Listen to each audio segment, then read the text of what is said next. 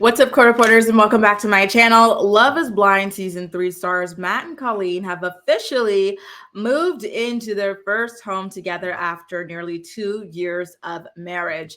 This has been a conversation for a while now. A lot of people did find it strange that despite getting married without really knowing each other, they found it strange that they didn't dive headfirst into living together. But Matt and Colleen decided to be the first Love is Blind couple to publicly not move in together immediately. It was actually revealed during the Out of the Pods podcast that they are not the first Love is Blind couple to full-blown not to live together immediately. I believe it was Natalie who said that there were actually a lot of couples who behind the scenes did the same thing. They just didn't want to be public about it. They wanted to make it seem like they just dove headfirst, maybe to like portray a certain image of the relationship just being so strong or whatever. Not that this really proves anything, right?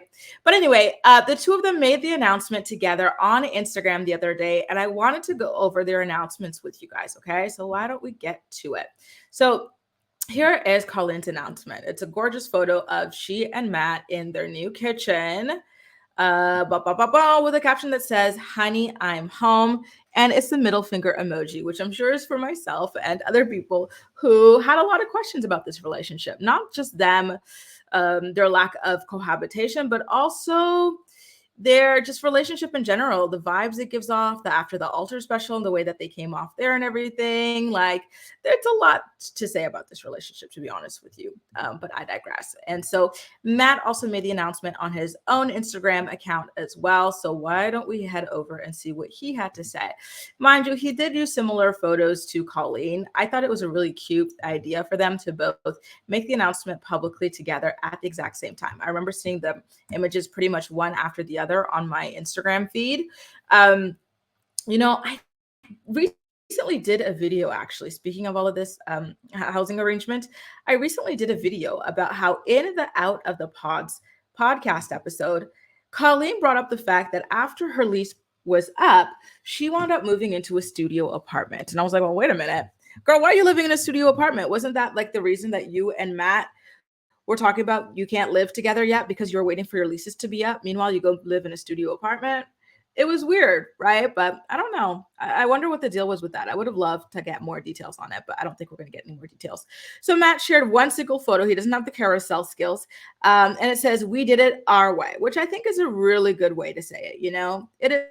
It's true. Everybody can go about their relationship in their own ways. You don't have to jump into living with someone that you just met and you barely know. Like, I think it's cool that they did it this way. In fact, I have friends who've been in relationships for years and they don't live together and they don't want to live together. They're part of that. What's that movement called?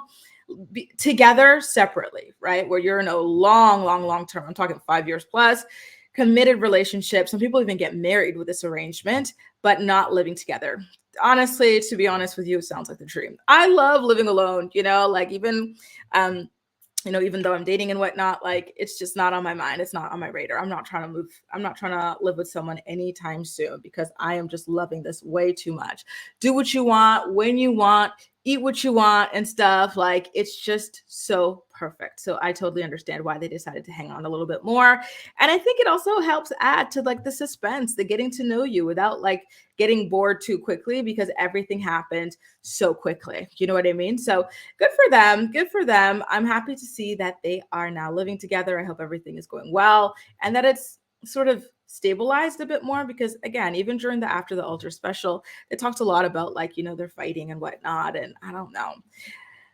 Matt's temper still just kind of makes me side eye him and the situation. But what can I say? What can I do? Except congratulations. And I'm hoping to hear more good news from them in the future. What do you think? Let me know, okay, in the comment section. And as usual, we'll chat. That's all for now. Thank you so much for watching, and I'll see you next time.